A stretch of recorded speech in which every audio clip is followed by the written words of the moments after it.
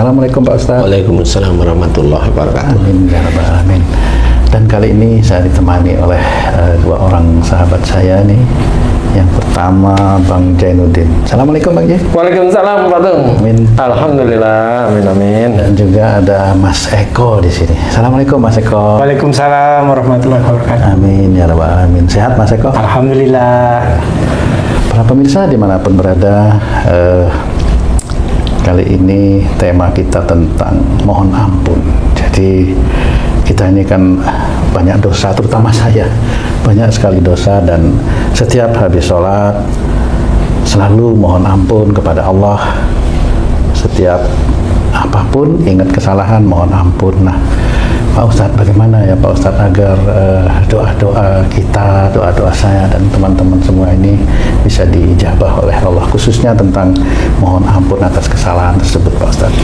Iya, bismillahirrahmanirrahim. Assalamualaikum warahmatullahi wabarakatuh. Waalaikumsalam warahmatullahi wabarakatuh. Amin ya rabbal alamin. Ya, memang kalau mohon ampun kepada Allah Ta'ala, itu ada riwayat menceritakan bahwa Rasulullah itu beristighfar 75 kali, 70 kali, ada yang 100 kali.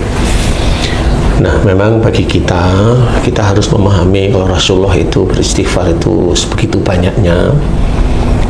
Kita harus memahami bahwa perbuatan-perbuatan kita itu memang sangat di bawahnya Rasulullah. Jadi kita harus mengetahui diri kita sendiri itu banyak kesalahan. Satu, mamanya dari lisan kita itu sudah banyak sekali lisan-lisan ini ngomong yang tidak terarah, jawab, bicara itu untuk nyenengin nafsu kita, bicara untuk memuaskan amarah kita, kemudian gibah dan sebagainya, kemudian kita bicarakan menyalahkan orang lain, dan itu kan dosa. Kemudian cara berpikir kita, berpikir yang suuzon, berpikir yang gimana caranya saya menang, bagaimana caranya saya mau ngambil uang, bagaimana caranya uang itu saya dapat sekian, kan gitu. Bagaimana caranya istri saya harus ngikutin saya, bagaimana caranya anak saya ngikutin saya, kan gitu. Bagaimana ada orang yang bagaimana saya bisa mendapatkan perempuan itu, kan banyak sekali ya. Banyak Pak. Ya, di titik itulah sebenarnya kita diminta dan diajarkan dalam agama kita itu untuk memohon ampun. Banyak sekali ayat-ayat yang ceritakan kita itu diminta untuk mohon ampun atau tobat. Wasari'u ila maghfirati min rabbikum, jelas sekali. Dan bersegeralah kamu ke dalam ampunan Allah. Jadi selama kita itu mengingat kita banyak salah, banyak dosa, dari mana kita lihat aja satu hari itu kita ketemu dengan siapa, melakukan apa saja, itu nanti insya Allah Allah akan beri hidayah kepada kita. Hidayah yang Allah kepada kita apa? Mengetahui kesalahan-kesalahan kita, sehingga pada saat kita itu sholat, kita itu faham kesalahan kita, sehingga kita mohon ampun terus menerus. Habis sholat ya, mohon ampun terus menerus, mohon ampun terus menerus. Nah, kita nggak tahu kesalahan kita di mana. Setiap kali habis kita sholat boleh mohon ampun. Kemudian setiap saat, intinya di luar sholat boleh kita istighfar mohon ampun kepada Allah Ta'ala, boleh. Nah, di titik inilah sebenarnya bahwa kita selalu ingat kepada Allah Ta'ala atas dosa-dosa kita. Ini kan ingat kepada Allah atas dosa-dosa kita, sehingga mudah-mudahan setiap kali kita itu mau melakukan kesalahan itu ingat. Umpamanya ini udah baik-baik nih, umpamanya Haji C udah baik-baik dengan istri dan anaknya, tiba-tiba langsung terbesit, aku mau pijit umpamanya. Lah, kok mau pijit kenapa? Ya, umpamanya ini pikiran mau pijit kenapa? Pengen aja pijit iseng umpamanya.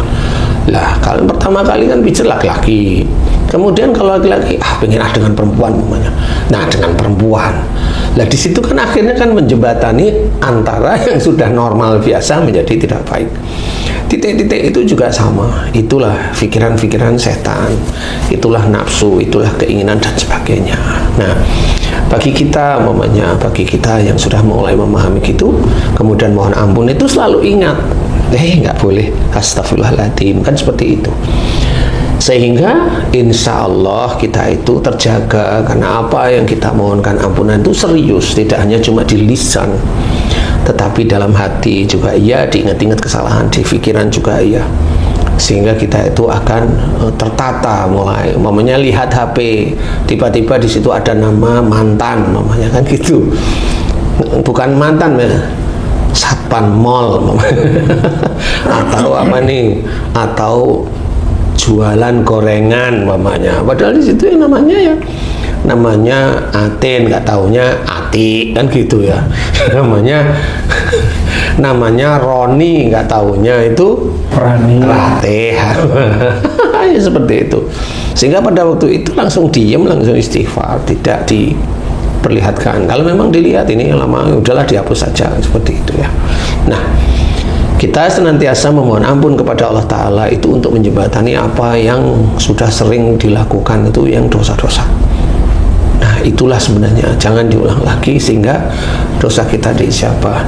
Ya memang ada sebagian besar dari riwayat itu menceritakan Allah itu bisa menghapus dari dosa besar dengan perbuatan baik sedikit. Iya sih, tapi kan kita tidak tahu perbuatan yang mana baik yang bisa menghapus dosa banyak itu. Nah, di titik itu jangan kita itu terus berbuat baik sedikit, nanti kan dosa-dosa banyak itu akan hapus. Nggak boleh seperti itu. Itu namanya spekulasi, karena tidak tahu kebaikan mana yang akan ditulis yang menjadikan penghapus dosa-dosa yang banyak. Kita nggak tahu, makanya tetap mohon ampunlah kepada Allah Ta'ala terus menerus. Mohon ampunlah kepada Allah Ta'ala terus menerus. Karena apa? Karena dengan mohon ampun itu insya Allah akan memberikan hidayah pada kita agar kita tidak melakukan perbuatan-perbuatan zalim, baik zalim untuk diri kita maupun zalim untuk orang lain. Insya Allah seperti itu. Ustaz, setiap orang kan tadi Ustaz bilang kan wajiblah atau haruslah memohon ampun akan dosa-dosa. Kebanyakan manusia itu nggak merasa berdosa, Ustaz. Bagaimana caranya seseorang itu tahu kalau itu perbuatan dosa sehingga mau dia bertobat, Ustaz? Apakah itu dipengaruhi keimanannya atau hidayah dari Allah, Ustaz? Ya, sebenarnya yang jelas nomor satu itu hidayah. Awalnya itu hidayah. Keimanan itu hanya ngikutin kok sebenarnya. Jadi iman itu kan kita nggak tahu ya. Nah, memancing hidayahnya itu seperti apa? Memancing hidayahnya itu dari kesadaran. Memang dari iman, tetapi juga itu hidayah dari Allah Ta'ala. Karena hidayah itu kan umpamanya begini nih. Umpamanya haji nih. Umpamanya nggak diladenin sama suami, sama istri nih ya. Kemudian kan jengkel, nah aku nggak diladenin sama istri saya sudah berbulan-bulan, hampir 1 tahun nih umpamanya.